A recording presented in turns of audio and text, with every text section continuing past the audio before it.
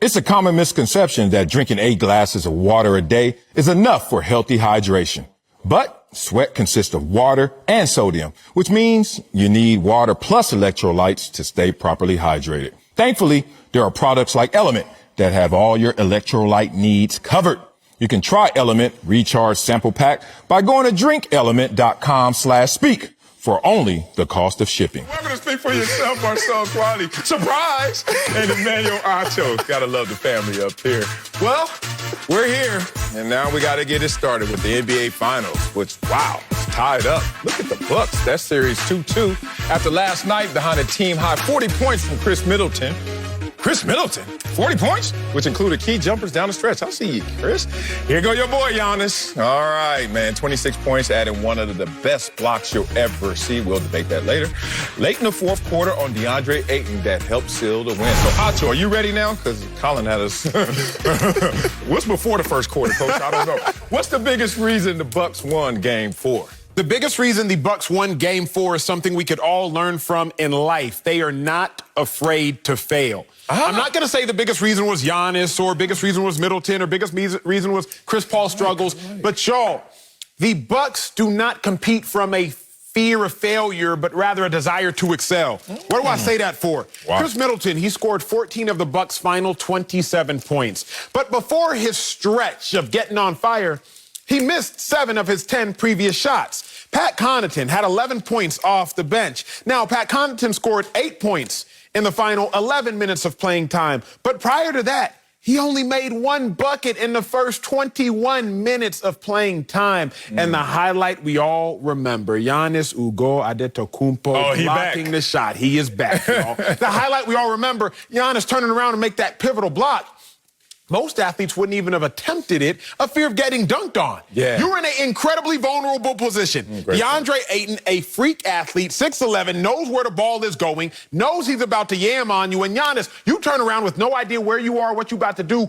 Could have got dunked on, but you said, I am competing from a desire to excel, not from a fear of failure. The biggest reason the Bucks won that game is simply their desire to excel. They have no fear, Sel. They have that Babe Ruth mindset. 1 strikeout only means I'm closer to my next home run. If you look at it, you can look at Middleton. Middleton scored 40 points. Middleton missed 18 shots. He missed 18 shots. That's 18 times he saw the ball not go into the basket, but he made 15. Pat Connaughton, dude missed for 20 straight minutes of play. But with 5 minutes left in the fourth quarter, he hit a trey to give the Bucks their first 2-point lead since the middle of the second quarter. Giannis, he has his free throw struggles, but as Giannis has said on camera before, I've airballed free throws. I've been dunked on. I got no reason to be scared. I just go out there and play the game free. The Bucks won the game because they played the game the same way you gotta live life, without a fear of failure. Damn, poetic, deep, philosophical. What was your major, bro? You went there on that one. I can't argue any of that. I just want to add something because I think the biggest reason the Bucks won Game 4 were the Suns' turnovers. I'm going to keep it simple. I know it's boring, and we used to look at our coach the same way, nauseated. Shut up. Coach used to always come in the locker room. Hey, I ain't even got to go out there today. I ain't even got to go out there and watch y'all play. Do what y'all do, what we've been practicing all week. All I need to see is a stat sheet. I need to see one line item. Turnovers is going to tell me everything. That's true. Y'all better take care of y'all business and take care of that ball. And they would have cussed. They definitely would have. I mean, I'm trying. Right before ball, you left out expletive. I felt it. I was like, here it comes. I'm about to go. Take care of that. But Colin already lost his job for giving it to us too early. I don't want to lose mine too. We all up here messing around today. But you're right, and I'm right. Because the turnovers is what killed the Phoenix Suns. Here's how I describe turnovers. After hearing Coach curse us out all the time about protect the ball, hey, I'm big, fast, and strong, and I'm whooping my offensive tackle's butt. We are dominating this game. But turnovers is different. It's a cancer. It eats its own. So no matter what you do, shoot better than the Bucks from the three-point line, shoot better than the Bucks from field goal percentage, it doesn't matter.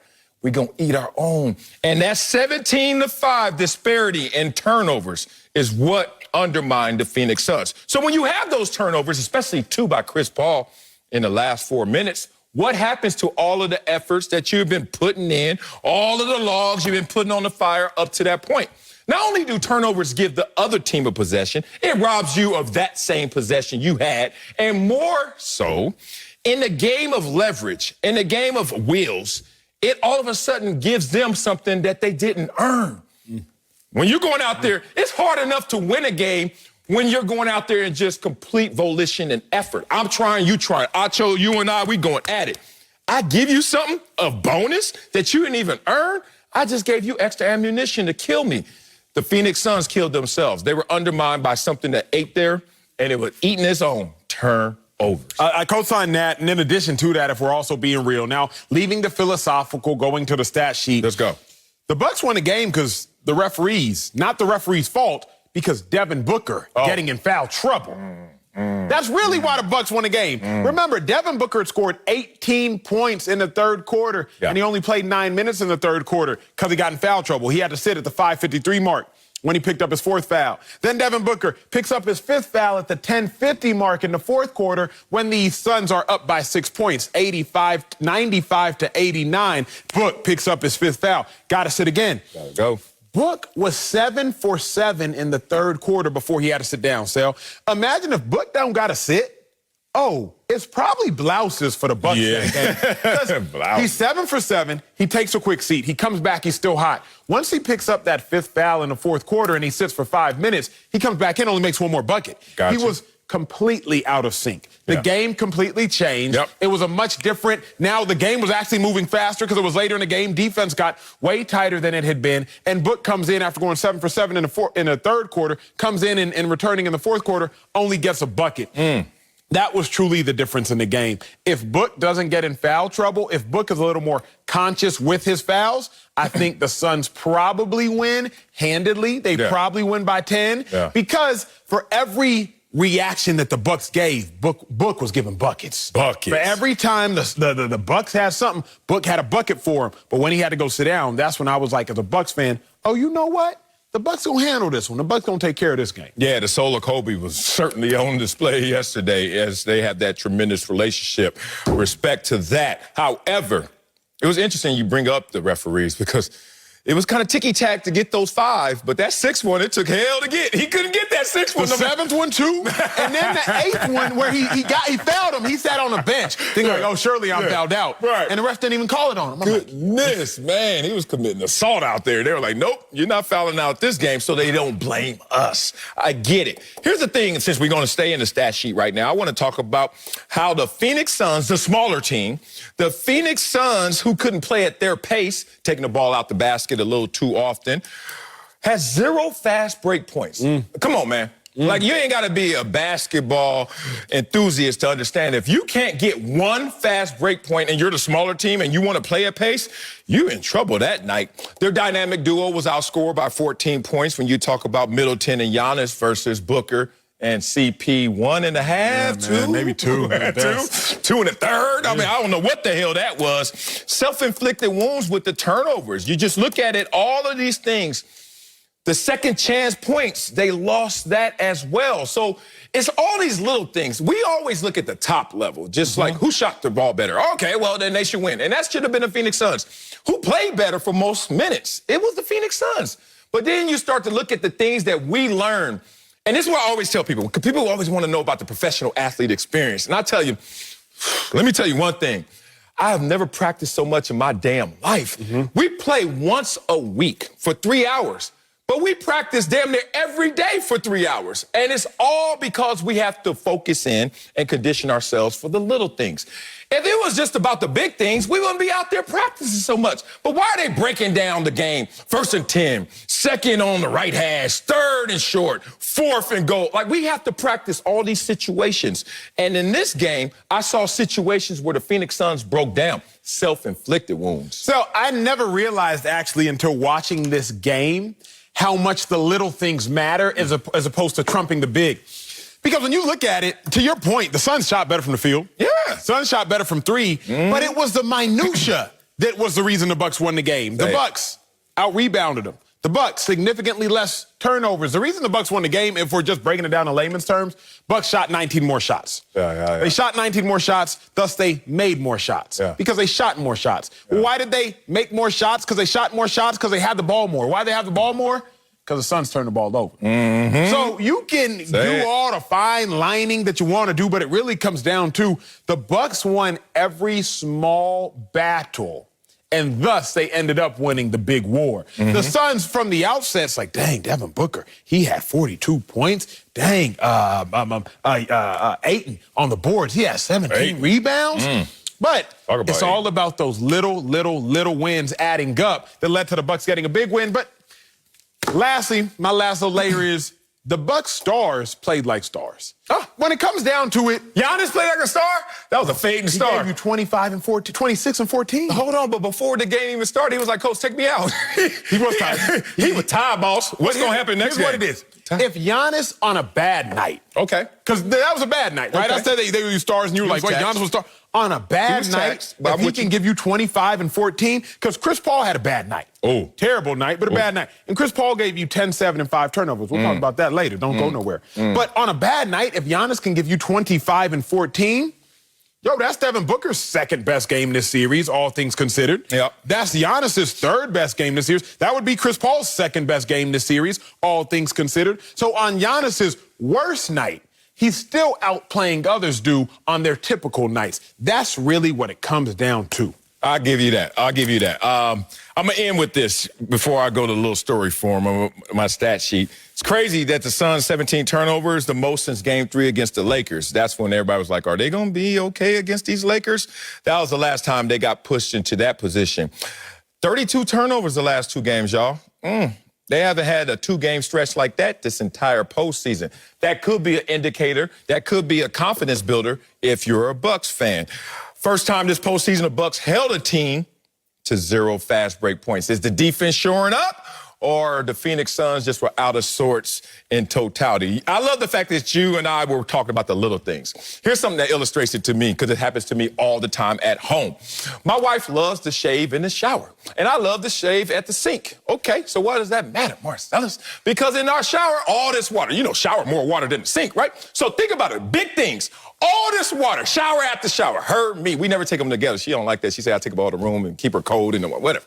That's her fault. That's her loss. I'm trying to be romanified. Anyway, so I'll take all this water. Shower, days, weeks, months. And it always happens, about the 3rd month, clog. Why? This much hair is stopping all that water from flowing. And you get your face. You better stop that. Get out the shower with my wife. I'm just talking about the hair. Talk about the hair. The point of this story is the little things can always undermine the big things. I need a new co-host.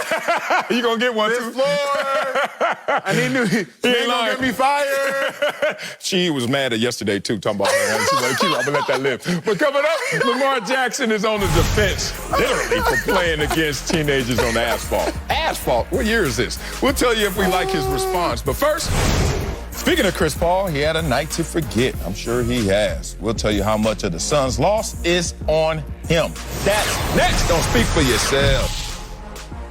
Getting recommendations from your friends for that perfect diet might be a big waste of time. The real answer is already within you, your genes. What are the best foods based on your DNA? What foods have the nutrients that you need? How quickly do you metabolize caffeine and alcohol? Don't guess. Use the code Speak for Yourself for $20 off a Geno Palette DNA kit. Find out how to eat for your genes. The Suns lost last night, and a lot of eyes are on Chris Paul for a reason why. CP3 only had 10 points, which is his lowest output since the first round. He also added 5 turnovers. After the game, he put part of the blame on himself, calling it, quote, bad decision making. Well, we got a good decision, bringing in Slick Rick. But Marcellus, how much of the Suns' loss falls on Chris Paul? Oh, man. A ton. I don't want to say all of it because obviously he's not the only player out there, but Chris Paul was not Chris Paul. Damn. It was one of those damn games. You want to throw it away, Actually, it was more than that. It was more. You ever seen Good Times, Acho? Temporary layoff. There you go. Oh, you got a voice, too. One of them Florida Evan. Damn games for Chris Paul. What the hell was Chris Paul doing?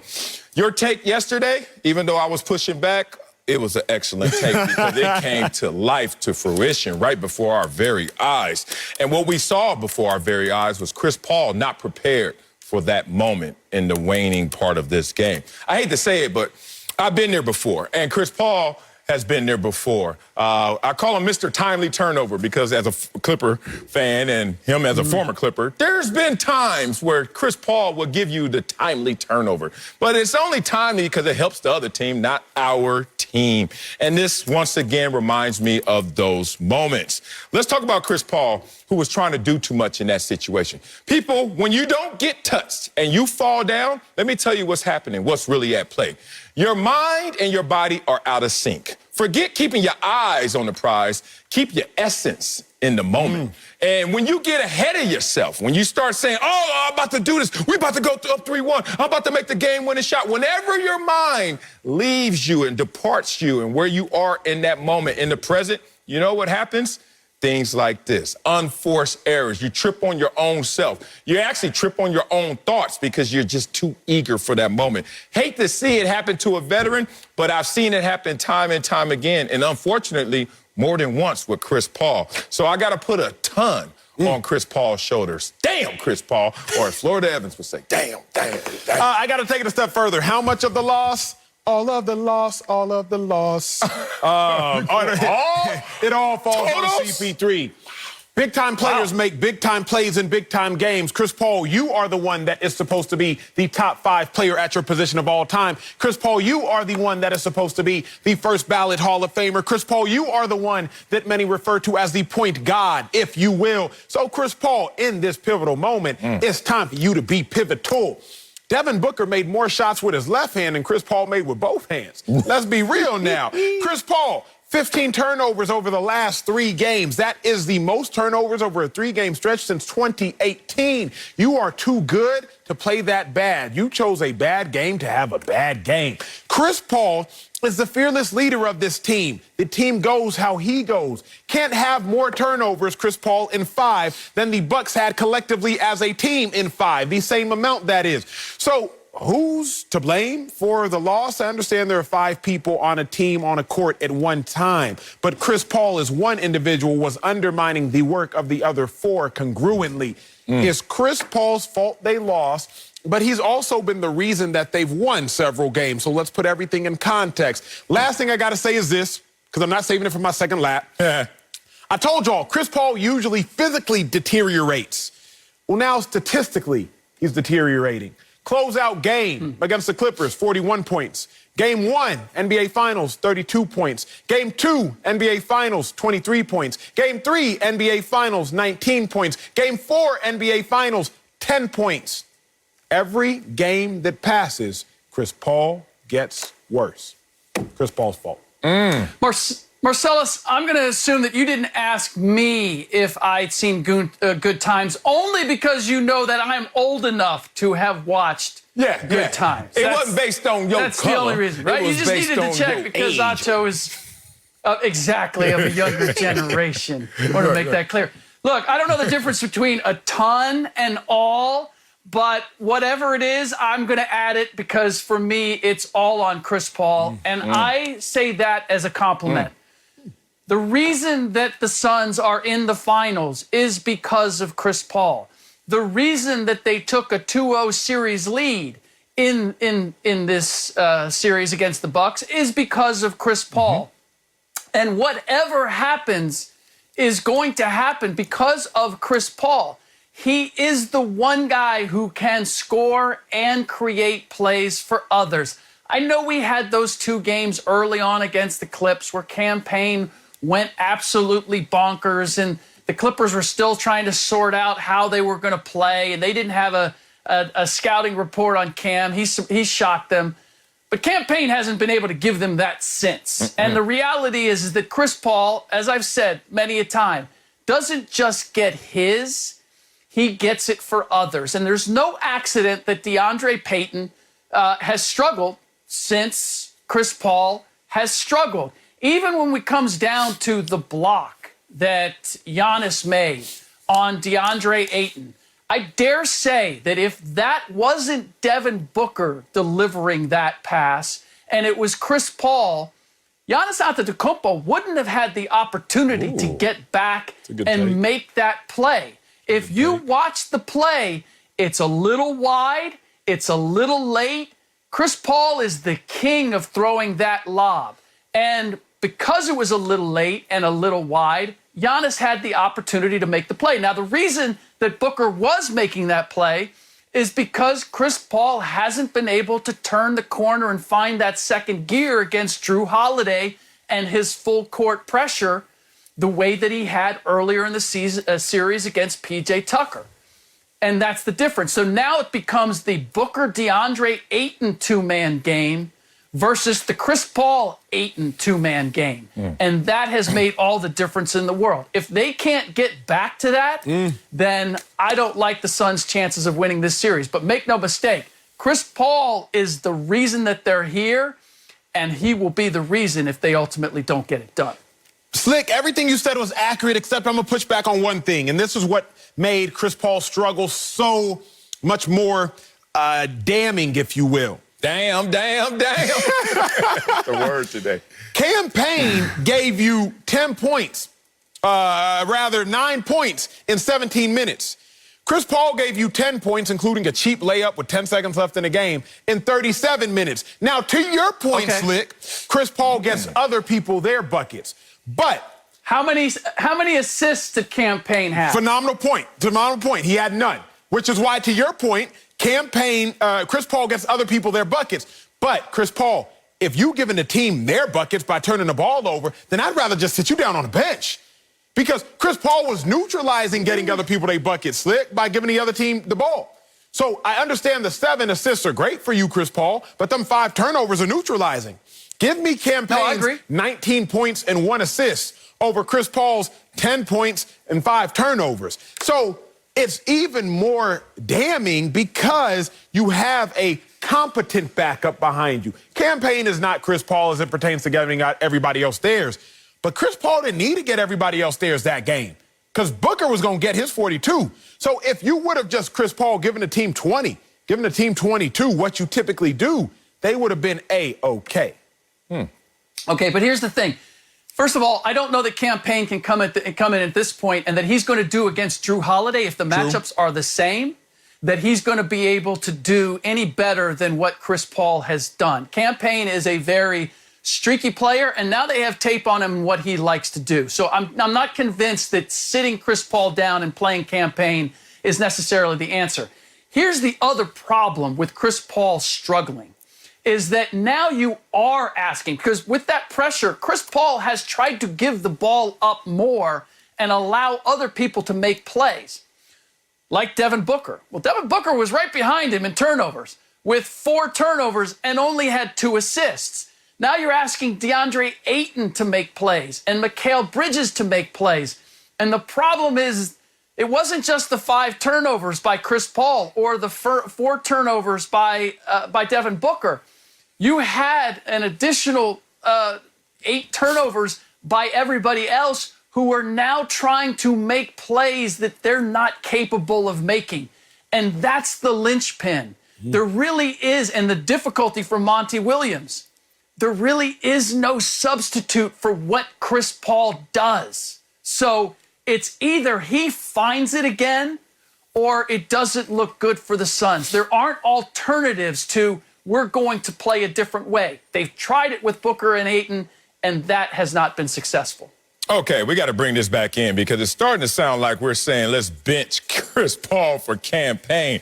I know Acho doesn't really mean that. I didn't even say that. I didn't say that. Okay. Okay. All right. It sounds like it's being implied right there, and I don't want to infer that because you can say that retroactively, but you can't do that retroactively. Like, we, in the moment, have to make decisions, and the best decision is to let Chris Paul go out there and do what Chris Paul does, which is be great for most of the times. At times, Chris Paul will have the timely turnover. At times, he will spaz out. At times, he will try to shoot a three-pointer and kick his leg out and hope that good things come from it. At times, he'll walk by you and not say something, but he really says something and then make you push him on the back. That's who Chris Paul is. But Chris Paul is a dog.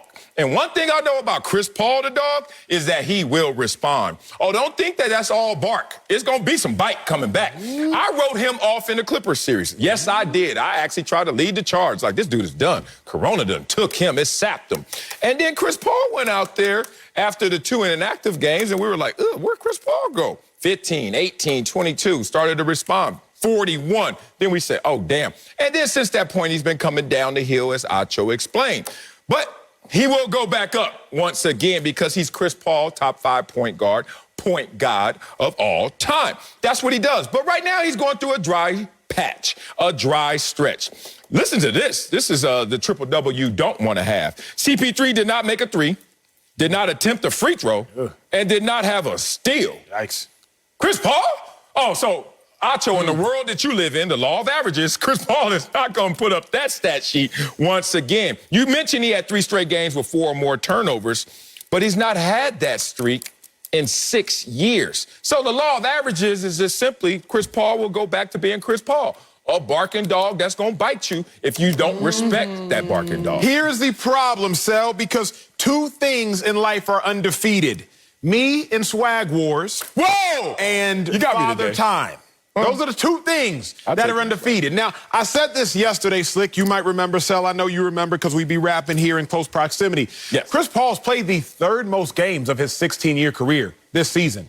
And with every game that he continues to play, that number is only climbing. So, Sel, I don't think that it is a coincidence that Chris Paul, the last 5 games, his points are decreasing. Points per minute are decreasing. Turnovers? We ain't never seen him have 3 consecutive 4+ turnover games in the playoffs. Like, it's one thing to do it in a regular season, but not in the playoffs. As the lights are getting brightest, Chris Paul's talent level statistically is waning. So, yes, I do believe in the law of averages, but I believe in the law of averages when there's not a greater law that trumps that law, which is the law of time and Father Time. And the fact of the matter is, bro, Chris Paul goes from scoring in the 40s to the 30s, to the 20s, now to the teens, then to the 10s, all in back-to-back-to-back-to-back games. I don't see him regenerating. So here's the one thing that if you're a Suns fan and you're hoping for regeneration, that you can hang your hat on when it comes to Chris Paul. And that's if you look at the difference between his plus-minus on the road versus home in these playoffs. It is stark. He is like plus 12 at home, and he's minus double digits on the road. And having 2 of the next 3 at home, maybe, just maybe, that home crowd energy can be enough for him to find that second gear. It wasn't good enough in Game 3, ultimately, when Drew Holiday got on. It was good enough to get the win, but we already saw the turnovers start to pile up. But if there's anything that you're going to hope for if you're a Suns fan, it's that home cooking is going to regenerate Chris Paul. Yeah, it's interesting. Chris Paul is being measured not only all time because he's a top 5 point guard by most people's estimation, but also by his own greatness in these same playoffs. It's funny, we are slighting this guy. That's another subject for another day, but he's not a top 5 all-time point guard, okay? He's not. That's the subject for right now. His points per game is higher in these finals than it's been. Can we get his top 5? I need your top 5. You don't think he's top 5? Nah, you think not top 5. Top 5. Look, there's an automatic top 3, yes, sir. Okay? Who? There's John Stockton, Magic Johnson, and Oscar Robertson. You're not moving those out of... Say it one more time, because I couldn't believe you, and I ain't believe you, so I ain't hear you. Magic Johnson, John Stockton, Oscar Robertson. I'm not mad at it. You're never taking them out of the top 5. You're not taking that out of the top 5. So now, is Chris Paul, is he a better all-time point guard than Jason Kidd, who has a ring and 2 trips to the NBA Finals? Is he a better all-time point guard than Isaiah Thomas, who has 2 championship rings? Where you put Steph Is Curry? he a better point guard than Steph Curry, who has 3 championship argue, but rings? I don't know how you get Chris Paul because he's made one NBA Finals appearance, I don't know how he suddenly jumps into the top 5. Well, I see no fault in this, man. Well, you can't conflate team success with individual greatness. We're not going to do that. Okay, then we should start we to go slight a to lot of great assist players. titles? This is another Jason segment Kidd, I can see right now. Steve Nash. I mean, any way you cut it, I can find 5 guys who have done more, either individually or collectively. Yeah. I agree. I'm into this topic. We go second hour. Because somebody put this in a rundown for the second hour. It's nothing but confirmation bias. If you want them in, you got the numbers to support it. You want them out, you got the numbers and others to support it as well. But all I was saying is that Chris Paul been playing so great in these playoffs that we don't respect that his points per game actually went up in the finals, but now we're going to slide him. His assists are the same, but now we're going to slide him. And his three-point percentage is even better in the finals than it's been the rest of the way. Measuring the man against himself. That sounds like greatness. To me, it sounds like top 5 all time. Coming up, Lamar Jackson defended the video of him playing football with teenagers on asphalt. We'll tell you if we like his response. We certainly don't like asphalt. That's next on Speak For Yourself. I like that, Slick. We chopped that. Saturday, the Red Sox battle the Yankees plus the Giants face the Cardinals. And the Astros take on the White Sox. Saturday, 6:30 Eastern on Fox and the Fox Sports app. Check local listings for the game in your area. Shout out to 40 Water. And Lamar Jackson took some heat earlier this week for a video that went viral of him playing defensive back and catching a pass against a teenage fan on asphalt. Lamar was called out by Pro Football Talk, who wrote, quote, "No player closing in on $40 million per year should be taking these risks just for kicks." Lamar responded Wednesday tweeting, "It's better to have the kids out there having fun than playing with guns and bleep. So next year, we're running it back with even more fun." So, Acho, you like Lamar Jackson's defense of the viral asphalt video? I do and I don't. Okay. I like it because I like Lamar Jackson as a human being. Dude has stayed true to himself since day one. Like, Lamar didn't come in and try to make himself a company man. He didn't shave off the twist or the dreads. He didn't come in there and try to go with a fresh fade like I know so many NFL players have actually done to make themselves more marketable. I've talked to several agents about several clients. He ain't do that. He didn't come in there and try to change the way he talked to speak to different people differently. No, he didn't do that. He came into the league just like he left college, same cat. He answers random kids' FaceTimes while they in their classroom, hops on IG Live with kids. Lamar Jackson is as real and authentic as they come. Lamar Jackson's train of thought cell is like, look, it's gangs, it's violence. When I was growing up, sports, drugs, violence. Those were the options. I'm trying to make sure they choose the right option like I chose. However, don't drown yourself trying to save somebody else. That's the only little bit, the aspect that I don't like is don't drown yourself trying to save someone else. And that's the only potential dilemma here. Because Lamar Jackson, the reason they care to play the game of football with you on the court is because you play the game of football professionally. Because you're Lamar Jackson, the unanimous MVP. I could go onto a concrete asphalt court right now and ain't nobody trying to play with your boy because I wasn't all that special. So Lamar Jackson, if you cease to be Lamar Jackson the Great, those games are not going to exist as they continue to. How do you cease to be Lamar Jackson the Great? By getting hurt. It all comes back down to getting hurt. So hopefully we are on the back end of the COVID-19 pandemic, but assuming we are not, we all had to learn that when a loved one contracts the virus, do what you can to support them. Uber Eats, leave them some water outside their door, leave them some food if you need to, some flowers, a card. But you might not want to get into the room maskless and be all up close and personal because you don't want to drown yourself. You don't want to infect yourself while trying to tend to the needs of somebody else. I love the intention of Lamar Jackson. Kudos to him for that. But in the same breath, don't get hurt while trying to do a good deed. I love that take. I'm going to push back after I get mine out there so we can see where they land, homeboy.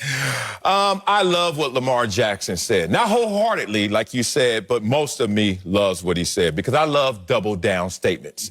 Double downs is, oh, you didn't hear me the first time? Well, let me say it again, but louder. And that's what he did. Mike Florio, take that, take that, take that. And I like that.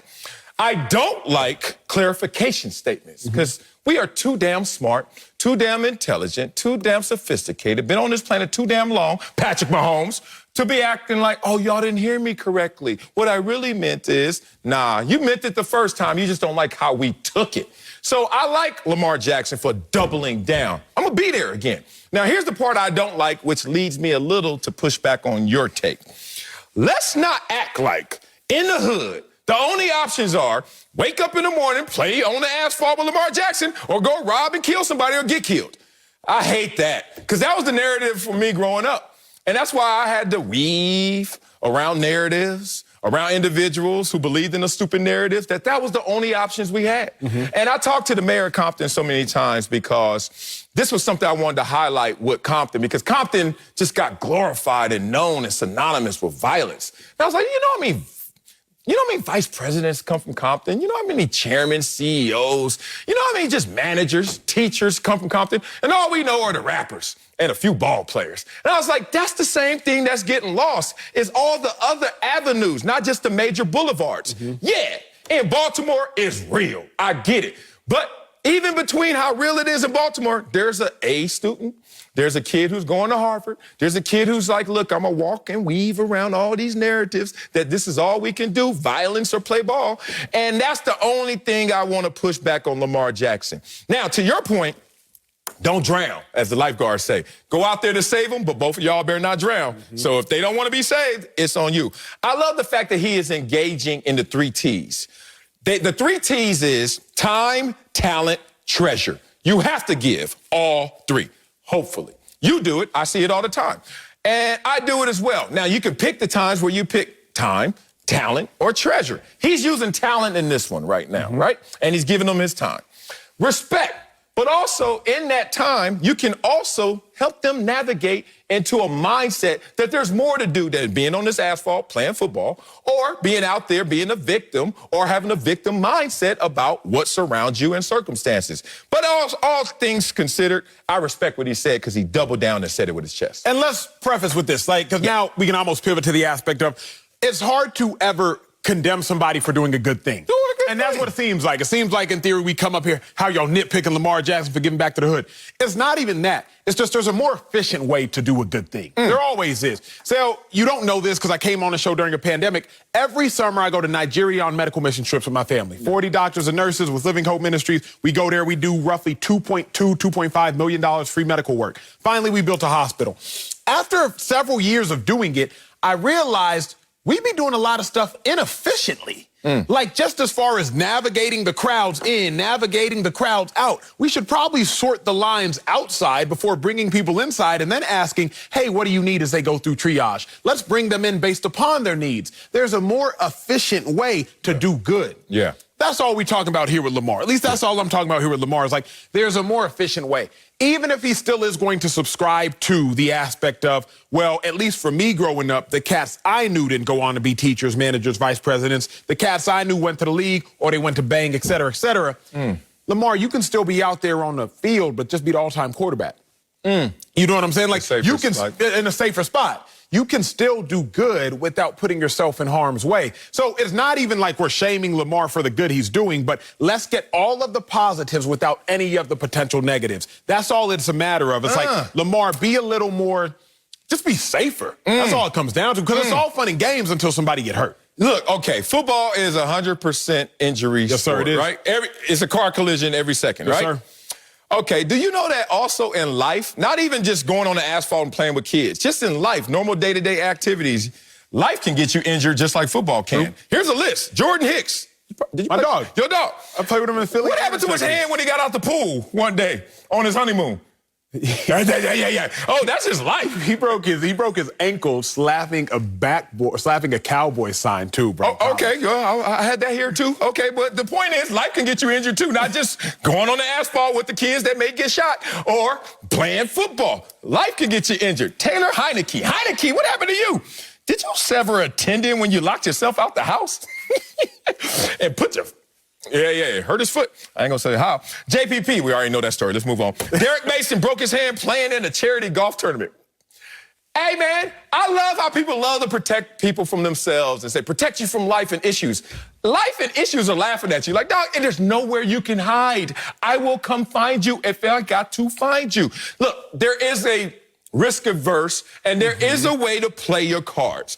Look, if you're Lamar Jackson, should you be out there giving them your full throttle? But you're a professional athlete, professionally trained. It's like walking up to Canelo, if you're Steph Curry, and slap boxing with him.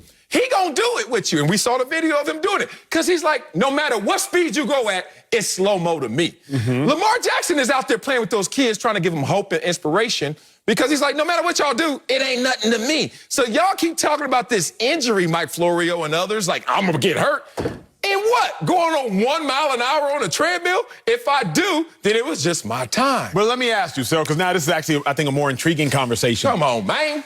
Yes, you can get hurt doing anything. Right now, you can get hurt. Obviously. And you can die doing anything. I could choke on my own oxygen and die.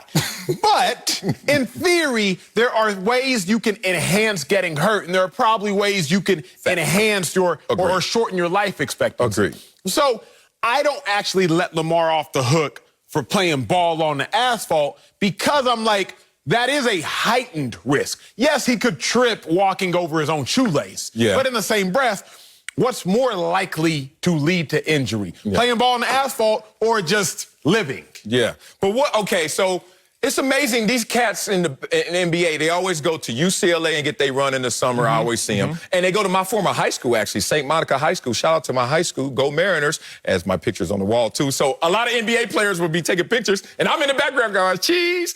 All right, love it.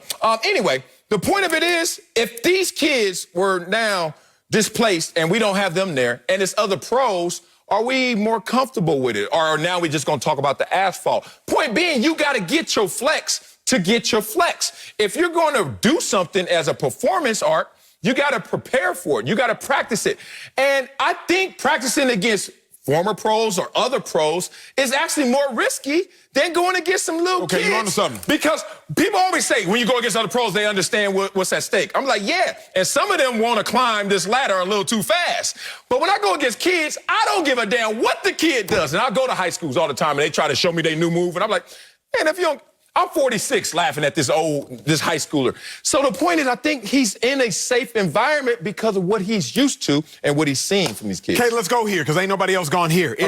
I think the reason that the sports personality, the Mike Florios of the world, whoever has condemned Lamar Jackson, assuming he did, I haven't read the tweets or seen the posts. I think the reason is, when you're training against other athletes, there is a risk, but there's also a reward, an athletic reward. Yeah. If I'm going out there doing drills on the football field against Saquon Barkley, other running backs as a linebacker trying to get better, yes, there's a risk. I could get hurt. But there's a reward of me getting better. Okay. Lamar Jackson, there's no athletic reward that matches the risk. What people like you and I understand, and other people on social media, there is a reward. It's just not an athletic reward. It's that empathetic reward. It's that giving back reward. It is that reward that has no monetary value. And so while a sports analyst looks at Lamar Jackson and says, hey, bruh, this is too risky for the reward, there actually is a reward. It's just not one that a lot of people can tangibly see. I'm reminded of bringing this up because I'll always joke about going to the casinos, and you'll be like, bruh, stop gambling. If you're going to spend the money, just come with me to the club. To the club, I'm here. Fair. Yeah. The difference is, at the casino, there's a risk. I could lose my money, but there's a reward. I could win some money. That's true. At the club, to like me, I don't see the reward. There's just, I'm losing money. You don't see the reward? I don't. But text me later. I'll tell you the reward. Exactly. And I think that's almost the same thing here, is that a lot of people don't see the reward of giving back. Like, I don't see the reward of going to the club. I see the reward of getting them coins, but I don't see the reward which Lamar Jackson clearly sees. And I think that's the line in the sand. I don't know if Florio or you is T.I. and which one's Young Thug. If it ain't about the money, like, all y'all want to talk about is money. Shut up. What about giving back more than just the money? Correct. Here's the thing. All right, this is my last point that we're going to get out of here. When you go against former athletes or current athletes and you are, like, working out in this off season, I've been there before. It's lion versus lion, right? And the ego of both lions is to roar.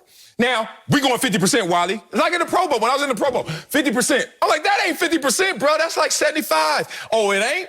Okay, well, then I got to step it up. It's roar versus war. But when you see a cub You know what the lions do? I see them at the zoo all the time. They just go bite his neck and pick him up and play with him and flap him around. All he did was grab these little kids, grab them by the neck and have fun with them. But you want them to go out there and roar with the other lions. Coming up, Giannis is getting it done on offense and defense in the finals. But we'll tell you if he's the most important player in the series. That's next on Speak for Yourself. Devin Booker scored a game-high 42 points last night, but it was not enough. His teammate Chris Paul dropped 32 in their Game 1 win, but he had 5 turnovers in Game 4. For the Bucks, Giannis had a key block shot and leads the finals with over 32 points per game. His running mate, Chris Middleton, led Milwaukee with a team-high 40 points last night. Slick Rick is back, but Acho, who's the most important player in the finals going forward? It's Middleton, fellas, and not because he is the best player, but because he's the most inconsistent player. And because he is the most inconsistent player, then they need his dominance, that is the Bucks, in order to make sure they win.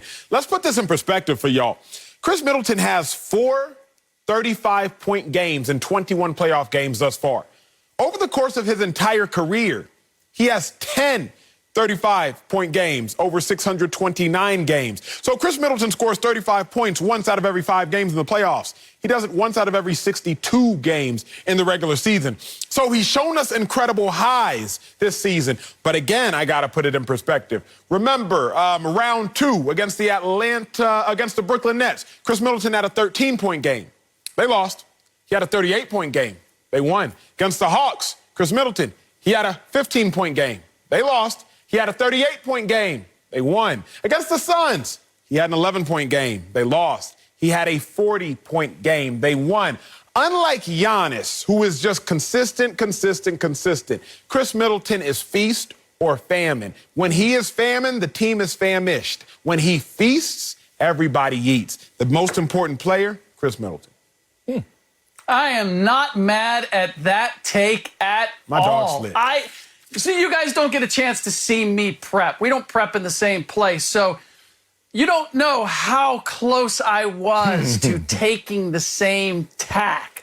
But I have to go with Chris Paul because Chris Paul, to this point, he is the most important player going forward in this series because he has been the most important player in this series to this point. The difference between when Chris Paul plays well and when he doesn't play well is starker than the impact of anybody else. Can I get the full screen, please? Full screen? This is this series, the plus minus for each player. Now, Chris Middleton is a close second, but when it comes to the difference between wins and losses, no one has a greater disparity than Chris Paul. With Giannis, you're exactly right. The consistency is there, and if he's not there, then you can cobble together his replacement. And I would dare say, even with Chris Middleton, as long as Drew Holiday isn't going 4 for 20 and Brook Lopez hits a couple threes, then they can replace what Middleton does. But what Chris Paul does for the Phoenix Suns, as I said earlier in the show, simply can't be replicated. The difference between him not only scoring but getting everybody else involved is it clearly affects the plus minus when it comes to wins and losses. So Chris Middleton is a close second. I'm not mad at that. And if you want to say he's the most important when it comes to the Bucks, I'm right there with you. But overall, deciding the series, I have to go with Chris Paul. Oh, Slick Rick. On this show, I need to see all my brothers right here. On this show, Texas is a tremendous school. Actually, as a child, that was a school I wanted to go to, the Burnt Orange. I remember wearing my Texas hat all the time. And then my talents took me elsewhere because they weren't as great as Achos in high school. But on this screen right here, we see 2 Ivy Leaguers and the University of Texas. And God, you were so close, University of Texas, with that Chris Middleton take. But it's the Ivy Leaguers that are actually correct here. It's Chris Paul. Damn, we don't prep. None of us prep in the same space. Acho and I either. But damn, Slick. Our minds were thinking alike. You can't go with Chris Middleton because his inconsistency is interesting in terms of how he's inconsistent. He's great. You said the Brooklyn Nets. No, it was actually the Brooklyn Net. Remember? The injuries helped him become a little better. You talk about the Atlanta Hawks. It wasn't the Atlanta Hawks. It was the Atlanta Hawk. Remember when Trae Young got hurt? Then all of a sudden you see a little more out of Chris Middleton. So which one is greater? Which one is better? Inconsistence or decline? Oh, because you always, Acho, talk about the decline of Chris Paul. So let's talk about how we rise and we fall by Chris Paul. Look at this right here. The plus minus is what Slick Rick and I want to highlight. 12-0 when he has a positive plus minus. 0-6? Like, you can't get a cleaner disparity in numbers than this full screen right here. But let me also add to these numbers as well that the Suns are 6-1 this postseason when Chris Paul scores 20 or more points. 9-3 when he dishes out 8 or more assists. 7-1 when he shoots over 50%. Come on, man. Chris Paul is how this team goes. He is the little engine that could. So if Chris Paul is balling, we saw game 1. We saw game 2. We know what happens with the Phoenix Suns. They win those games. They're going back to Phoenix now. Hopefully Chris Paul is going to go back to his comfort zone and do what Chris Paul does, which is be great. Yeah, that is the big question. And look, Chris Middleton is important to the equation. Yeah. Drew Holiday is important to the equation. Giannis certainly is important to the equation. But I also have to take a look at what matchup I'm looking at with Chris Middleton and him going off, particularly when it comes to winning Game 3. First of all, it's Giannis and it's Chris Middleton versus DeAndre Ayton and Mikal Bridges. If Chris Middleton can't get the job done being defended by Mikal Bridges, who I like, but let's face it, he's not Drew Holiday, who's first-team all-defense. He's not Giannis Antetokounmpo, who's first-team all-defense. What Chris Paul is facing is a far tougher test than what Chris Middleton is doing. He's doing what he should be doing. Chris Paul is the one who at this point has to figure out, how do I get going in spite of the fact that Drew Holiday has me averaging 5 turnovers every game since he's taken me as his assignment? How do I start to get DeAndre Ayton and Mikal Bridges, who had 27 points at one point and was not a factor last night? How do I get them going? The Phoenix Suns offense bench was actually better offensively than the Bucks bench in Game 4. And yet, they weren't able to win because Chris Paul can't get things going for the guys that he's starting with. Here's why. That's why this is the distinction. I can find a way to, if Chris Middleton, look, let's put it this way. Yeah. If Mikal Bridges is guarding Drew Holiday, then that's the matchup that I'm going to. It's not an automatic that I'm going to Chris Middleton. I'm going to Chris Middleton when he has the matchup. But here's why I can't concede that it is Chris Paul. For starters, we have seen the Suns win games without Chris Paul just a series ago against a team that is likely just as good as the Bucks team, which was the LA Clippers. Saw the Suns win 2 games without Chris Paul. Chris Paul shows up. We see them lose a game, obviously. Chris Paul helps close out that series, dropping 41 points. We've also seen the Suns win games when Chris Paul is maligned against the Lakers, not fully healthy. So we know that Chris Paul is of the utmost value, but he's not necessarily the most valuable considering both teams. Middleton, we ain't really seen the Bucks go out there and win without Middleton playing well. We've seen them go out there and compete. Game 2 against the Suns, they competed. Giannis gave you a 40-piece. They competed, still caught an L. Against the Nets, Giannis still gave you 30 points. Middleton only gave you 13. They competed, still caught an L, whereas we've actually seen the Suns win games. Let's not act like the Suns didn't have a chance to win that game. If Giannis doesn't make that freakazoid block, it's tied up 101 with roughly 50 or so minute and 20 seconds left. So Chris Paul is of the utmost importance, yes, but we've seen the Suns win without Chris Paul. I'm not sure that the Bucks could win with a down Middleton. Well, the only issue I have with what you just brought up about Chris Paul is using other series as your evidence, but styles make fights. So where's campaign in the other series? He's tremendous. In this series, we don't need it because it's the matchups. So it's not so much Chris Paul up and down. It's just the matchups are different. And Chris Middleton as well, to your example. But I like going into the weeds where Slick Rick went and talking about matchups. Hey, let's not call out Monty Williams right now, but let's talk to Monty Williams about putting DeAndre Ayton exclusively on Giannis. I mean, minute to minute, when Giannis checks in, you there. When he checks out, you go. Exactly. Mirror each other, because if you look at the numbers, Giannis by defender in his finals, he had 75 points against everyone else, but only 28 against DeAndre Ayton. He's shooting 77% against everybody else, but only 44% against Ayton.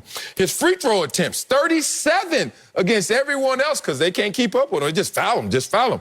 Only 10 on Ayton. So if you want to make this an easier road ahead to that championship, Phoenix Suns, Monty Williams, you got to mirror DeAndre Ayton on Giannis. Coming up, it looks like Zeke has been eaten.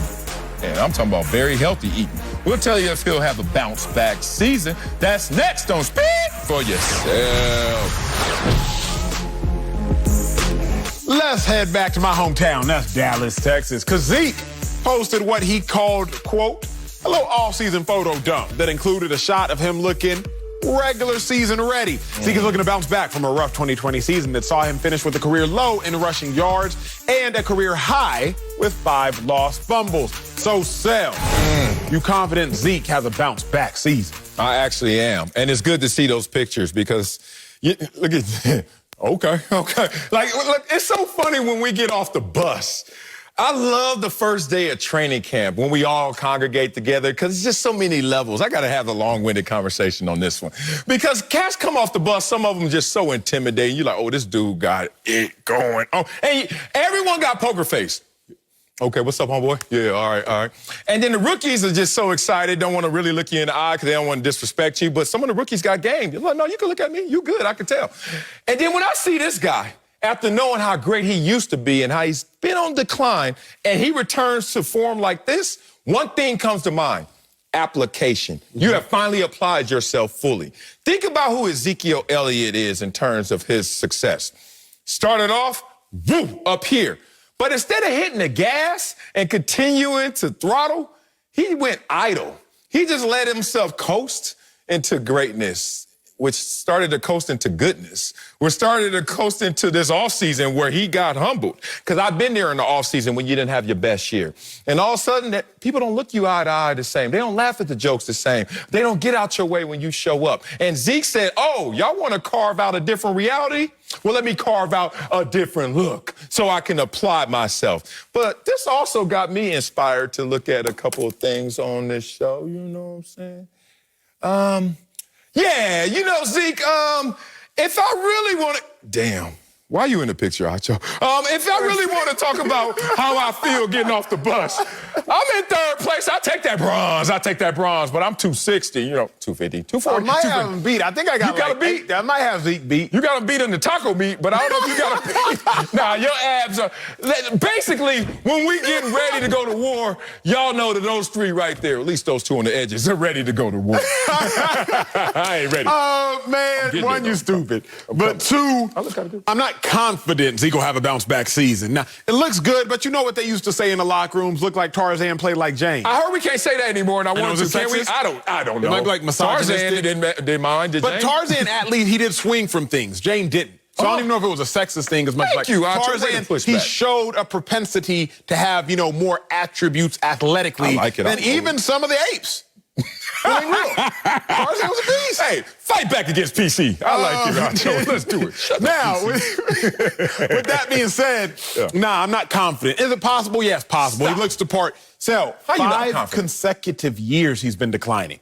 5 consecutive years. 108 yards a game, 98 yards a game, 95 yards a game, 84 yards a game, 65 yards a game. That's 5 consecutive years he's been declining. Why would you bet now at 26, older, that he would shoot up to incline after 5 consistent years declining. I just don't see it happening. For that primary reason, I'm not confident Zeke has a bounce-back reason. I got another reason after I bring in NFL analyst, my dog, Greg Jennings. So, G, you confident Zeke has a bounce-back season? Of course. I'm very confident. I'm just as confident as myself being put up alongside of those photos and bouncing somebody off the pedestal. You're doing the lean back and the look away. The lean back and look away. Face camera not sucking in. It's really simple. I mean, there is no contest. But getting back to Zeke and off of all of us, you know what? I am confident that he's going to have No, here's the thing, G. I'm married, man. G is doing too much. Because, G, you trying to show the V? This is a political, it's a friendly show. You're doing too much. Look, I was moving on. I wasn't going to even address that. No, it has to be addressed. Yeah, I see a little bit of a V taper, man. I mean, I see the low-cut abs. He's doing too much, though. No, he won. I mean, it is what it is. Is this OnlyFans? When it matters. Account, G? How much you got to pay to subscribe, G? What's your cash app, G? $5.99 a month? God, dog. He greased up his body. Baby oil. Put all the pictures back on the screen. Put all the pictures back on the screen. Oh, I know who won now. Zeke is not baby oiled, although Zeke just finished a workout. I am not baby oiled, although I just came off a beach. My dog Marcellus is not baby oiled, and you can see the sand. But G. Who is just meandering through somewhere in Minnesota, just meandering. He got baby oil everywhere. He got water glistening all over his body. Look at this dude. Hey, all I know is I'm the only one drinking. I'm hydrating. I'm putting calories and carbs in me, and I still got 4th place. Okay, so what? But G. Don't show that other picture because I'm married up here at least. Now, what's your take, G? You think he's gonna bounce back for real? I think he is. I definitely do think he's gonna bounce back. And you mentioned it. It's about the application and the reasons why he's gonna have that type of an application. A lot of variables buy into this. A lot of guys come out of college and they already are. They're driven. They're driven to prove that they belong in the National Football League. Acho, you talk about his 5 consecutive years of decline. Well, I don't look at it as decline. I look at it as teams catching up to who the Cowboys were and what they were good at. And so, yes, there's naturally going to be a decline there as we saw even their offensive line kind of deteriorate. And so it lessened his level of production. But let's just focus solely on Zeke. When you have the type of year that you had and you have a young counterpart, Tony Pollard, who's starting to create buzz, who's starting to get more attention from not only the fans and people watching, but the media and even more importantly, your play caller. Oh, let's get Tony in here. Let's get Tony in here for this play. Once you start hearing that as a player, we've all played, and we know what that looks like and what that feels like when a coach is calling for a specific number for that guy because he feels like he's better suited for this play. Well, we all thought Ezekiel Elliott was a every down back. He's looking like he's getting back to form to where he will be able to produce, not just on 1st and 2nd down, in between the trenches, in between the tackles, but outside the hashes when you split him out and you line him up against linebackers and safeties. I like the way he looks. I think he's focused, and this is what the Dallas Cowboys need. Man, I like all of that, but y'all know this show, we go nuanced. Here is why you and Marcellus, I think, are wrong. It's no fault of your own. It's no fault of Zeke's. Y'all know that in life, you got to feed where you give the money to. On television shows, the highest paid people on TV, G, you know this, Sel, you know this far too well, they work the most. Because if you get a $12 million deal at a network, you gonna be working pregame, postgame, a daily show. You get a $6 to $8 to $10 million deal at a network, you gonna be on more than one show. You get $160 million as a quarterback, $160 million deal as a quarterback, you are going to be working. You have $100 million deal as a wide receiver, you are also going to be working. Dak Prescott, most money ever in 1 year. That's what he's going to get this year, $75 million.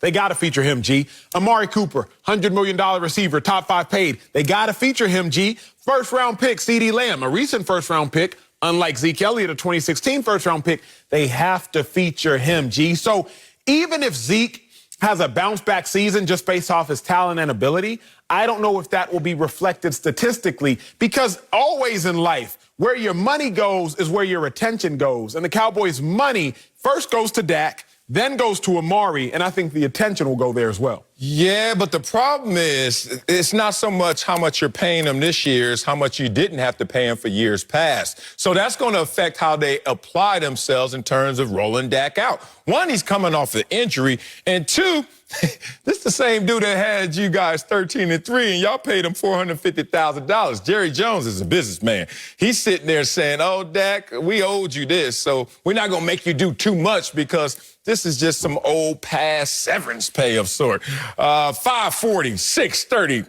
$2 million. Come on, man. They're not going to put too much on Dak because they know for them to be effective, they're going to have a balanced attack and, more importantly, a great rushing attack.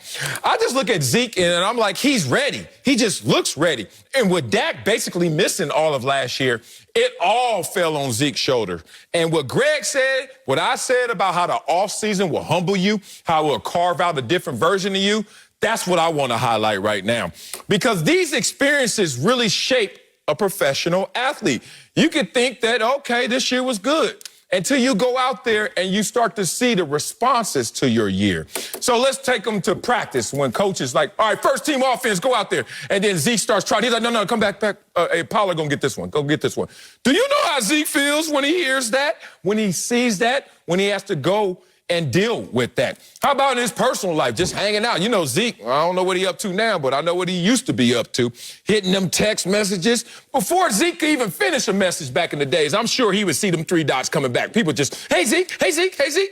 You hit them things and them things don't show them dots, and then you be like, you there? It's a whole different animal when you realize that, oh, they're responding to me differently. So now I have to be different. So as I always tell you, Acho, the universe whispers before it yells. It's starting to get loud on Zeke, and I think he's going to respond to this appropriately. It's real loud on Zeke, and he knows it, and everybody in that locker room knows it. But I want to touch on something Acho said, because, yes, you do put your money, where you put your money is where you do put your attention. Well, they put their money in the most important of what we all thought was Dak, possibly. But when it was time for Zeke to get paid, he got paid first. So they put their money where their mouth was right away. True. And when we let's look at it in terms of produce and condiments or what have you. If let's say Zeke is chicken, you're not going to leave that chicken in the refrigerator as long as you're going to leave some condiment like ketchup or mustard. It has a lesser amount of a shelf life. You're going to use that. Look at running backs. Look at wide receivers. Look at quarterbacks. Who has the lesser shelf life? I got to utilize this man right now where I got him. And if he comes in looking like this and he looks great and he's showing me that it's transitioning onto the football field and his production can potentially be what it was before last season, I'm going to utilize every ounce of that piece of steak. Look, People have hamburgers, they have fries all the time. And yes, there's a lot of people that'll eat the fries before they eat the hamburger. I have never seen anybody get steak and potatoes at a gourmet steak restaurant and the steak comes out fresh and you eat the potatoes first. No, you're going to eat that steak first, so you're going to feed Dak. I don't care if it's handing the ball off to him or throwing it to him out of the backfield. Now I know why you got abs. Your ass hungry. Boy, I ain't never heard so many food examples in my life. Greg, who needs a V-pack if you can't eat? Golly. Somebody get him some food. Give him some chicken, some ketchup, some steak, potatoes. What else did I hear you want to eat? Hamburger and some fries. Hey, put us all up there. Oh, man, that's so funny. All I know is y'all may win the category of best abs. And good job, Zeke, for applying yourself this offseason. But nobody going to beat me in having the most fun because I'm the only one up there hydrating, truly enjoying myself. Acho, shady talk. So you doing it at 250 though? That's respect. You know what I'm saying? Like, yeah, there's something there. There's something there, but damn, Greg, go have a sandwich or something, man. What the hell wrong with you? Coming up, the Bucks tied up the series last night. You had like 9 foods. You know if you want a chicken or steak. I'll tell you if we're more confident in them winning the title or the Suns. That's next. So speak for yourself. How many food groups are there? Damn, Greg. The Bucks got a huge win last night to tie up the NBA Finals at 2-2. Chris Middleton had a team-high 40 points. Giannis had 26 and a key block shot late in the game. The series shifts to Phoenix for Game 5 on Saturday. And so far, the home team has won each game. Slick Rick is back, so Slick, are you more confident in the Bucks or Suns winning the finals? I am more confident in the Bucks winning this series than I am the Suns, and I'm more confident in the Bucks winning this series than I was before the series started. Bingo. Obviously, there was the question about Giannis Antetokounmpo and what he'd be able to give them, but I thought that if he came back and played, I could see the Bucks winning potentially in 7 games. I now see the possibility of them winning in 6 because while the Bucks have looked impressive in the last 2 games, they can actually play better than they did in Game 4. Bobby Portis gave you 3 points in 20 minutes. That's his worst production offensively that he's given you in that many minutes. Brook Lopez, 0 for 5. He's never taken that many threes in a game and not made at least one. Drew Holiday, 4 for 20 when it comes to shooting. I do not expect that he's going to shoot that badly again. So you can look at it and say, look, DeAndre Ayton, you should play better. Chris Paul should play better. Except I've seen the Bucks, one, in series before this, they always start slow. And they're always better when they go back the second time on the road. That has happened in every series. They're 2-1 on those second trips. So when I put it all together, yes, the Suns have the home court advantage. Yes, Chris Paul being a different animal at home as opposed to on the road gives me pause. But when I look at all the matchups and I look at where the Bucks can be better and then ask, but the Suns have to be smarter. Are they capable of that? That's where I stop short, and I think that the Bucks playing better is more likely than the Suns playing smarter. The issue at hand, though, Slick, is that I don't know. Well, first off, let me answer the question. The answer to the question is I'm more confident in the Bucks, and I'm more confident in the Bucks now because it doesn't seem as though Chris Paul can handle the pressure as well as you handled talking through that phone ringing in the background. Phenomenal job. He's a pro. If Chris Paul was as pro as Slick Rick, then yes, the Suns would be best. But clearly, Chris Paul is not. In all seriousness, before the series, I had the Suns in 6. That's what my wallet had. That's what my head had, although my heart still had the Bucks. But now my heart and my head are in alignment because I just don't see Chris Paul being able to regenerate what has clearly become degenerated. We got the full screen. I brought it up before. Solar eclipse, shall we? Last 5 games for Chris Paul look like what we just talked about. Ezekiel Elliott's last 5 seasons, consistently declining from 41 points to 32 points to 23 points to 19 points to 10 points. Talking about 3-pointers made, declining, turnovers, inclining. Chris Paul is out with the good and in with the bad. In the event Chris Paul can find his way, then yes, I think the Suns will find their way. But at 36 years of age, and not full indictment on Chris Paul based upon his age, but he would be doing what we just saw LeBron not able to do. At 36 years of age, I'm not sure that Chris Paul can regenerate what appears to be lost for the rest of this season. It's not that Chris Paul is done, but he's played the 3rd most games of his career in a season, and this is his 16th season. One, just playing 16 seasons is crazy. But now he's played the 3rd most ever, and he's played 16 seasons. I just don't think Chris Paul can find his way. Thus, I think the Suns cannot find their way. I like the Bucks. I like the Phoenix Suns because they will rebound, and they will rebound just like their leader will rebound. And CP3, I remember writing them off in the last series against my Clippers, and what happened? He rebounded. He'll do that again. 2, Devin Booker knows what's up now. He's found his stride once again, as we saw last night with his 42 points. Giannis looks spent. And that's not a slight. That's just the fact that he wanted to check out that game pretty early and didn't have a Giannis-type game for this series last night.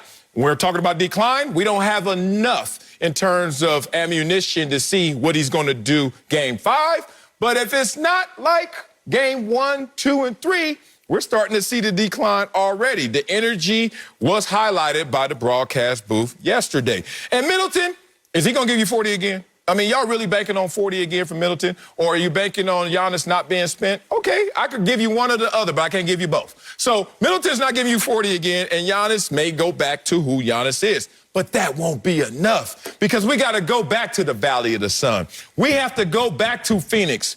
Home court advantage. Here's a full screen for you guys right now to highlight what I'm saying. Because everybody got a little light under the sun. And look at these numbers when they go back under the sun in Phoenix. Points per game go up 17 damn near. Opponents' points per game drops 8. Oh, three-point percentage. Oh, we start hitting them, 41%. Free throw percentage, 92%. Oh, my God. And blocks and points per game. I don't know what the hell that is. 13.5. Here's the point. If you look at this situation, this is a tale of two teams. That's why the home team has won so far. And it's a tale of two teams. How Phoenix gets better, and then, unfortunately, Milwaukee will get worse. It's really a simple mathematical equation, and it's logical as well. You're going to see a better Phoenix Suns team, and they will take care of business at home. I was about to kill whoever called me, but it turned out to be my daughter calling from college wanting to FaceTime me, so now I can't get mad. But my apologies to you guys and our viewers. I was ready to get mad. I can't get mad now. I'm going to get mad at Celis instead for that take because, look, I expect that the next 3 games, no matter where they are played, or the next 2 games, are going to be very much like we saw in Game 4. I think the day of the blowout at this point, because of the familiarity that these two teams have of each other, that this is going to come down to the final minutes in a game. And it really comes down to this, Marcellus, and you pointed it out early when it comes to matchups. I've got the 2-man game of Chris Middleton and Giannis Antetokounmpo going up against Mikal Bridges and DeAndre Ayton, who are making their first appearance ever in the playoffs, never mind the NBA Finals, versus I've got Chris Paul and DeAndre Ayton going up against Drew Holiday and Giannis Antetokounmpo, 2 first-team all-defensive players. Now, if you're asking me which 2-man game I have more confidence in, it is without question Chris Middleton and Giannis Antetokounmpo going up against Mikal Bridges and DeAndre Ayton versus Chris Paul or Devin Booker and DeAndre Ayton versus Drew Holiday and Giannis. And that ultimately is why I have the confidence that the Bucks, regardless of where they play, are going to get this done because in the final minutes, they have the advantage when it comes to the matchups.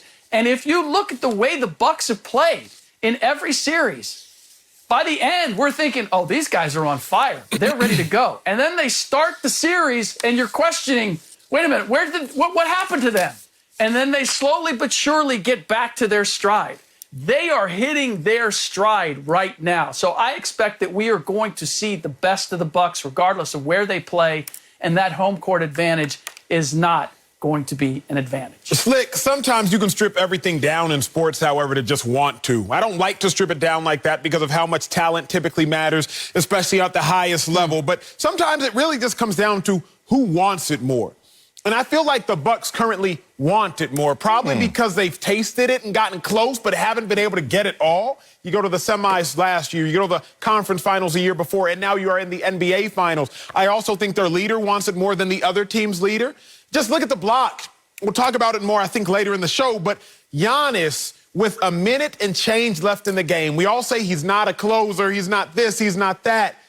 He turns around after defending the high pick and roll on Devin Booker, ready to contest that shot, and still go makes a play. Y'all, that is about athleticism, and that is about effort.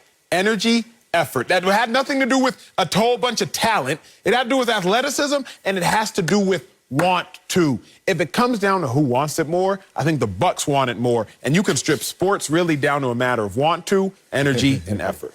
That is so result-based. I used to hate when I used to read the papers because back in my days, they didn't have YouTube. They didn't have all these guys up here in suits talking about us. So I had to read the paper the next day to see how they thought about my performance.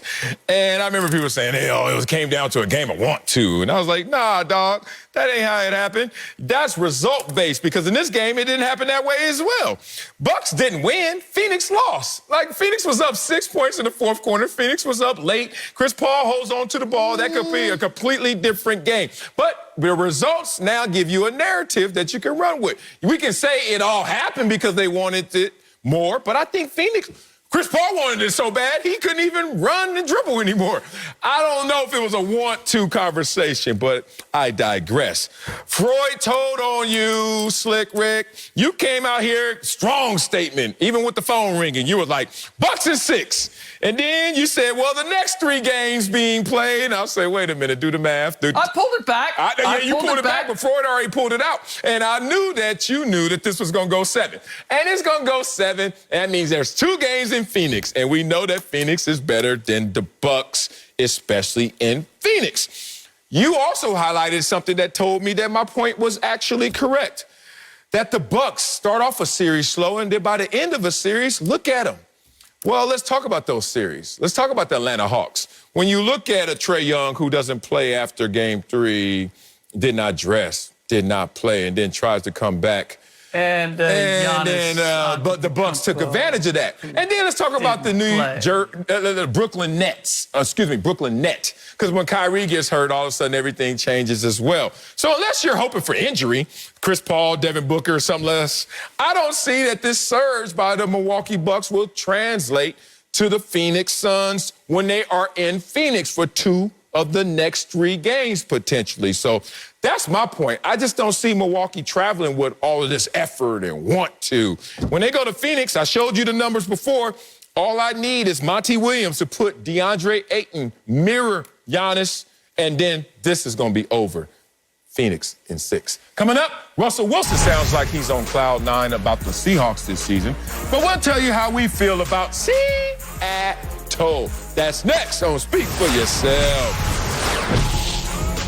Things have definitely changed in Seattle this offseason, started with drama. Now, Russell Wilson says his relationship with head coach Pete Carroll is, quote, stronger than ever. He even raved about the offseason with new offensive coordinator Shane Waldron.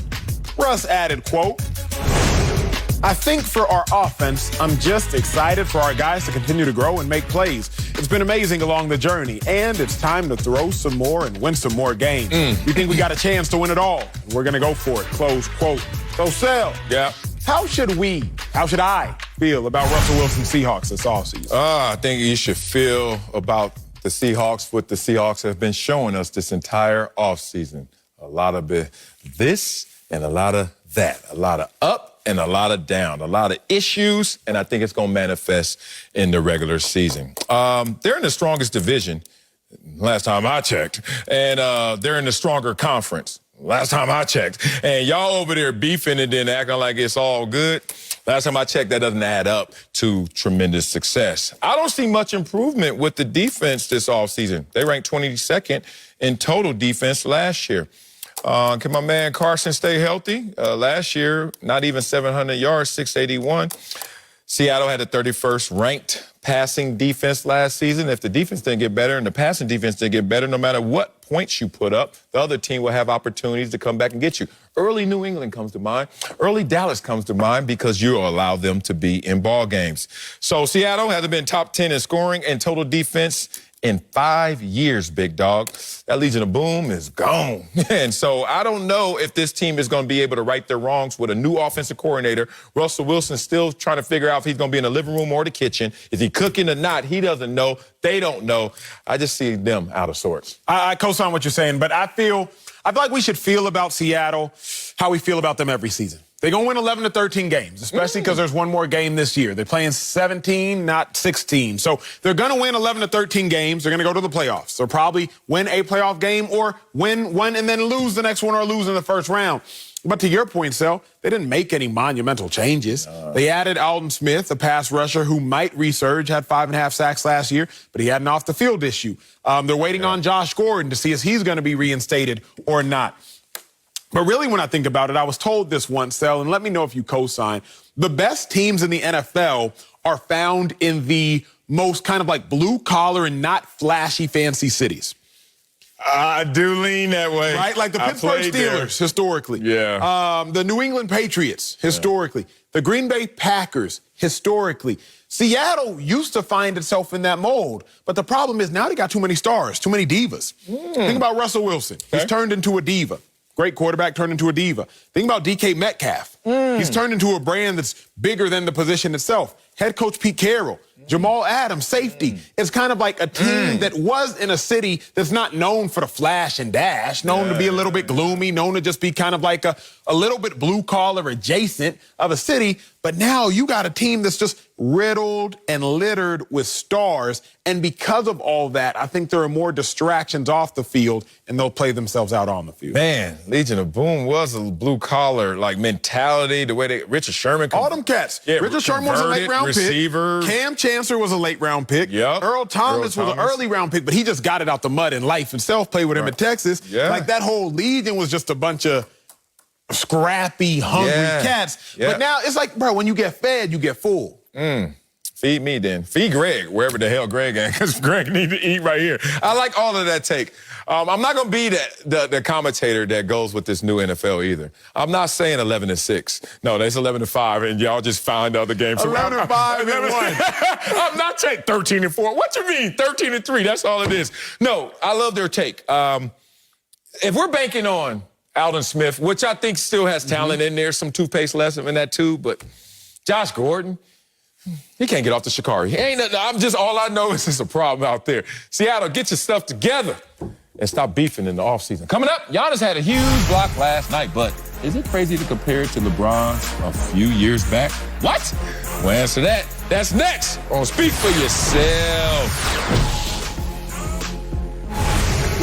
Now, we all remember LeBron James' classic block in Game 7 of the 2016 Finals against the Warriors. Well, Giannis Antetokounmpo might have matched it last night with his rejection on DeAndre Ayton, formerly Eaton.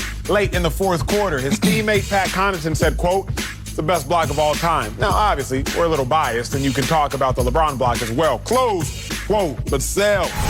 Is it crazy to compare Giannis's block with LeBron James? No. It's the only one I can compare it to. What I'm going to do, go find the Dikembe Mutombo news when he had 8 blocks against Seattle back in, 1994? Like, in the world of blocks, sorry, no one gives a damn about blocks really like that. Where else will you go other than LeBron James's block in the 2016 NBA Finals? Now, which one works better? In terms of athleticism, from my pro-athlete lens, Giannis won.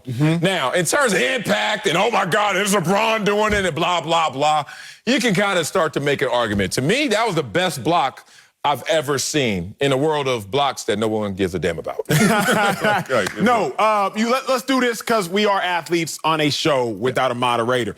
From an athleticism perspective, Giannis's block was definitely more athletic. Having to turn around, reverse pivot, didn't even know where the ball was, track it in the air and block it. Way more impressive athletically off a foot. Even gather. LeBron calculated the whole thing, and Iggy never saw him. That's the difference. Yeah. Now, LeBron's block was more meaningful. It was a Game 7 as opposed to a Game 4. Right. LeBron's block in narrative form tied 89-89 as opposed to the Bucks were up 101 to the Suns 99. So LeBron's block was more meaningful, but level of difficulty has to go to Giannis. Athleticism has to go to Giannis. But Bron's was just more calculated.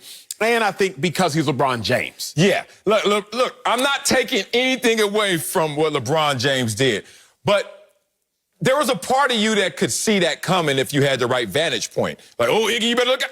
Golly, he got him. And LeBron was known for doing that, trailing the play, setting you up. And LeBron is smart because most athletes think I'm going to block the ball. LeBron's like, I'm going to block where the ball is going. So when you're doing your layup, most guys are like, I'm trying to go to the ball. LeBron's like, no, I know where the ball has to go, and I know when it's not goaltending. He meets you at that spot. That's a smart play. The most brilliant thing, because I've watched the LeBron block several times because I'm obsessed with the way he plays the game.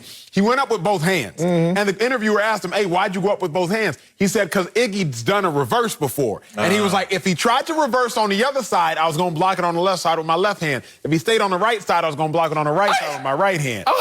That's the beauty of practice and seeing things coming, knowing your opponent, etc. Because you get to anticipate. It's not about guesswork. It's about anticipating all the variables and knowing which one you're going to respond to. Quick one. Say Giannis's last name again. It depends. Greek, Antetokounmpo. Nigerian, Adetumbo. Golly, because Malika Andrews was killing it last night, but you got her with that one. I'm out. I just say Giannis. Coming up, Devin Booker dropped 42 last night, but the Suns still lost. We'll tell you if Book or Giannis had the more wasted 40 spot in the finals. That's next on Speak for Yourself. Devin Booker had a game-high 42 points last night, but it was not enough since the Suns still lost. Back in Game 2, Giannis dropped 42 points as well, but the Bucks still lost the game. So, Acho, who had the more wasted 40-point night? Giannis, Game 2, Booker, Game 4. Phil, it might be some recency bias, but I think Book had the more wasted night because Book wasted his own night. Book is the one who went to the bench in foul trouble in the third quarter. He went to the bench in foul trouble again in the fourth quarter. So I'm going to go with Book because Book wasted his own night. Well, Book would have been celebrated. I was texting back and forth with John Heller middle of the fourth quarter when we thought the Phoenix Suns were going to win. And we were like, man, he going to go on Good Morning America, bring one of the Kardashians out. It's about to be a parade up in this thing. Up 3-1, you know you win all those series, basically. And then CP3 said, let me fall down with no one hitting me, no one touching me, and let me get in my own mind. And then I know Book, as a teammate, wanted to dog curse him in his head, but respect to the court general. We'll see. So I'll go with you. It's Devin Booker. Fox Bet Live next.